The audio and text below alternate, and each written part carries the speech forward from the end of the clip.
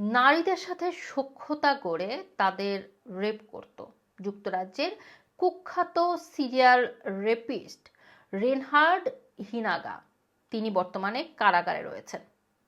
ওয়েকফিল্ডের কারাগারে বন্দি থাকার সময় গত জুলাই মাসে সিনাগা কারাগারে থাকা অবস্থায় একদল বন্দির সম্মিলিত আক্রমণেরও শিকার হন। এই আক্রমণ এতটাই ভয়াবহ ছিল যে সিনাগা অল্পের জন্য বেঁচে যান।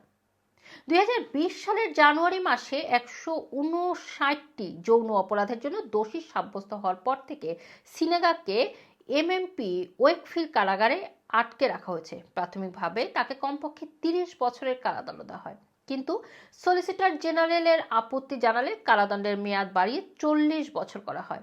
একটি সূত্র জানিয়েছে 41 বছর বয়সী সিনাগাকে মানুষ অনেক বেশি ঘৃণা করে। এই ঘৃণা এবং ক্ষোভ থেকে তার উপর আক্রমণ করেছে কয়েদিরা।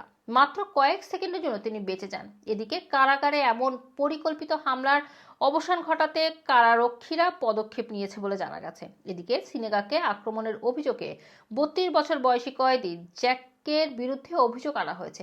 তিনি আইন লঙ্ঘন করে সিনাগাকে আক্রমণ করেছে। এই ঘটনার পর থেকে তাকে কাউন্টি ডারহামের এইচএমপি ফ্লাঙ্কল্যান্ডে ট্রান্সফার করা হয়েছে। জানা গেছে অভিযুক্ত হওয়ার আগে সিনাগা বিভিন্ন নাইট ক্লাব এবং বাড়ি গিয়ে নারীদের সাথে সখ্যতা গড়ে তুলতেন। এরপর তারা অচেতন হয়ে গেলে সুযোগ বুঝে তাদেরকে নিজের ফ্ল্যাটে নিয়ে এনে ধর্ষণ করত সিনাগা।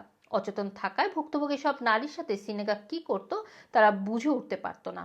এছাড়া সে তাদেরকে ঘুমের ঔষধও খাওয়াতো। ফলে কোনো ধরনের ঝামেলা ছাড়াই সিনাগা তার এই অবৈধ কর্মকাণ্ড চালিয়ে যাচ্ছিল। কিন্তু এক কিশোরীকে ধর্ষণ করতে গেলে টের পান তিনি। পরে ভুক্তভোগী কিশোরী আদালতে সিনাগার বিরুদ্ধে প্রমাণসহ অভিযোগ দায়ের করেন। পরবর্তীতে তদন্তে দেখা যায় সিনাগা একজন ভয়ঙ্কর সিরিয়াল রেপিস্ট। শেষ পর্যন্ত সাক্ষ্য প্রমাণের ভিত্তিতে আদালত তাকে 40 বছরের কারাদণ্ড দেয়। রোমানা রাখি, রানা টিভি, লন্ডন।